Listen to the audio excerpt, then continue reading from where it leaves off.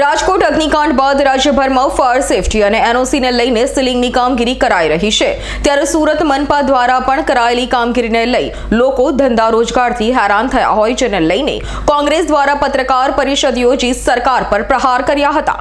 Rajkot game ઝોનમાં બનેલી અગ્નિકાંડને લઈ રાજ્ય સરકારના આદેશને લઈ રાજ્યભરમાં હારપાલિકાઓ અને નગરપાલિકાઓ દ્વારા ફાયર એનઓસી અને બીયુસીને લઈને દુકાનો સીલ કરવાની કામગીરી હાથ ધરાઈ રહી છે, જેને લઈ કારમી મોંઘવારીમાં ધંધા રોજગાર બંધ પડી જતા વેપારીઓમાં રોષ જોવા મળી રહ્યો છે। ત્યારે લોકોની પીડા જાણી કોંગ્રેસ આગળ આવી હતી। કોંગ્રેસે પત્રકાર પરિષદ યોજી જણાવ્યું હતું કે રાજકોટ ખાતે 25 મે 2024ના રોજ અગ્નિકાંડ સર્જાયો હતો। તેના કારણે સુરત મહાનગરપાલિકાએ સુરતના લોકોનો હોમવર્ક કર્યા વગર હેરાન કરવાનું શરૂ કર્યું છે। Gujarat public safety enforcement act 2022 અમલમાં હોવા છતાં સરકારે આજ દિન સુધી કોઈ નિયમો બનાવ્યા નથી। Deputy collector, deputy police commissioner, deputy municipal કમિશનરની એક કમિટી બનાવવી જોઈએ, જે આજ દિન સુધી બનાવી નથી। આજે આગ લાગી છે, કાલે મેળામાં હિંચકો તૂટી પડશે, તેનું સરકાર વિચાર કરતી નથી। આગ લાગી જશે કહીને સામાન્ય પ્રજા ઉપર સુરત મહાનગરપાલિકા તૂટી પડી છે અને હેરાન કરે છે। હોસ્પિટલમાં ફાયર સેફટી અંગેના કોઈ રૂલ્સ આજ દિન સુધી બનાવવામાં આવ્યા નથી। બીયુસી ન હોવા માત્રથી ફાયરનું પ્રમાણપત્ર ન મળી શકે તે ખોટું છે। બીયુસી હોય તો પણ આગ લાગી શકે છે, તેમ છતાં બીયુસી ન હોવાનું બહાનું કાઢી લોકોને હેરાન કરાય છે। બીયુસી ન હોય તો પ્રોપર્ટી ટેક્સ કેમ લેવામાં આવે છે? બીપીએમસી એક્ટ 1949 મુજબ કબજેદારે વેરો ભરવો પડે, અને જો બીયુસી ન હોય તો કબજો કઈ રીતે લઈ શકાય? જો કબજો ન લઈ શકાય તો પ્રોપર્ટી ટેક્સ પણ ન લઈ શકાય। ગુજરાત સરકારે town planning and urban development act 1976 હેઠળ GDCR બનાવ્યું છે, તેમાં બાંધકામના નિયમો બનાવ્યા છે, તે અવ્યવહારુ છે અને તેના કારણે લોકો હેરાન થાય છે। ખોટા GDCR ને કારણે ગુડા એક્ટ 2021 હેઠળ જે ઇમ્પેક્ટ ભરવા માટેની જે અરજી છે તે મંજૂર થતી નથી, તેવા આક્ષેપો કોંગ્રેસના ઝોનલ પ્રવક્તા એડવોકેટ જમીર શેખ સહિતનાઓ દ્વારા કરાયા હતા। વિષય ખૂબ ગંભીર છે।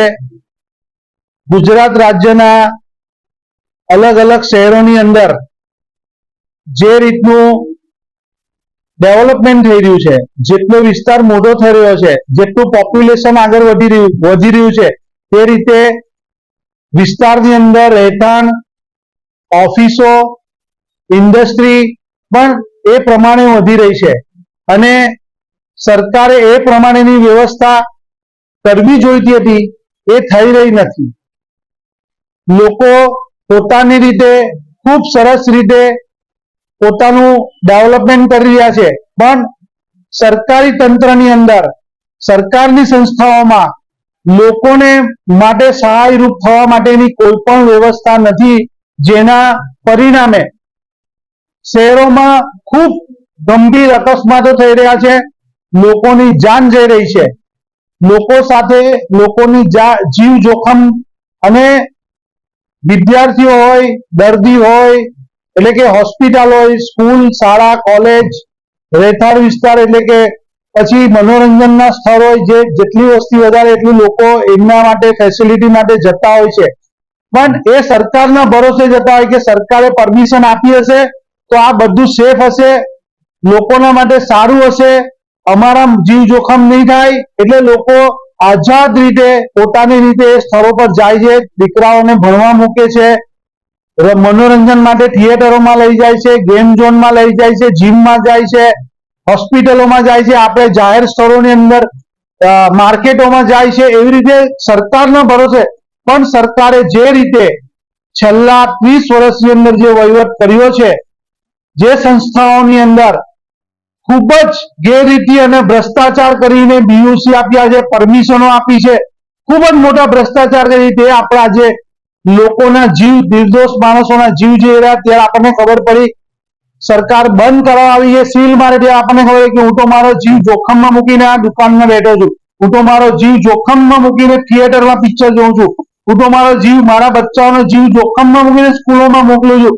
આજે લોકોને એવું ખબર, એટલે છેલ્લા 30 વર્ષની અંદર ગુજરાતની ભાજપ સરકારે ખૂબ મોટો ભ્રષ્ટાચાર કર્યો અને ખૂબ લોકોના જીવ જોખમ મૂકી અને પોતાના થેલા ભર્યા, પોતાની મોટી મોટી 5 સ્ટાર જેવી ઓફિસો બનાવી અને પોતાનો જ વિકાસ કર્યો।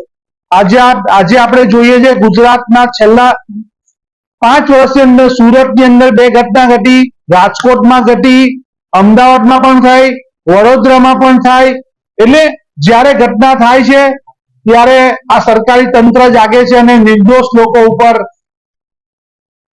ત્રાટકી પડે છે. લૂંટારૂ એને ગુનેગાર તરીકે દુકાનો ને બધું બંધ કરવા જાય છે, પણ ખરેખર એમનો વાંક છે,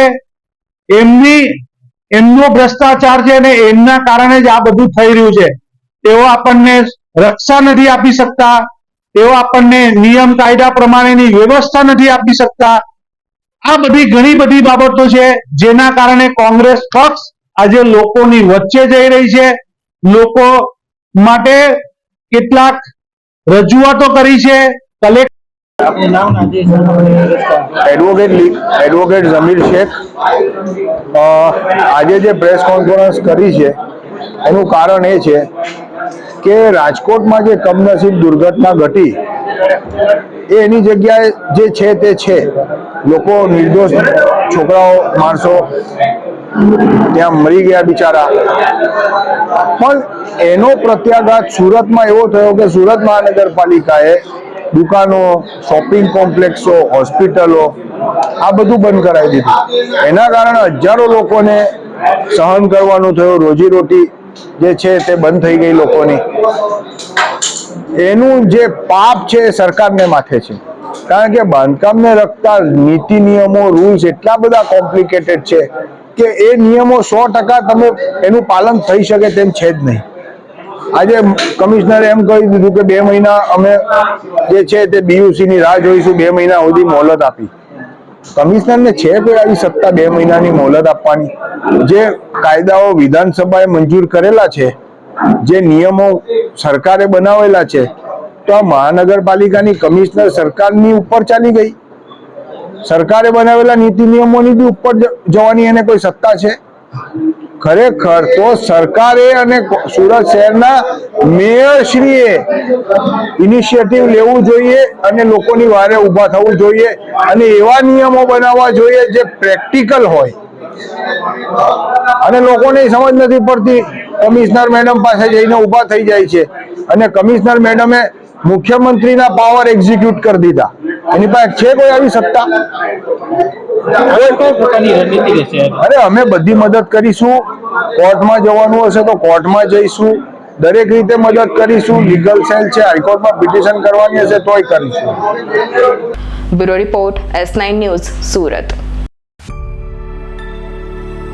અમારી તમામ માહિતીથી અપડેટ રહેવા માટે જોડાયેલા રહો S9 ન્યૂઝ સાથે.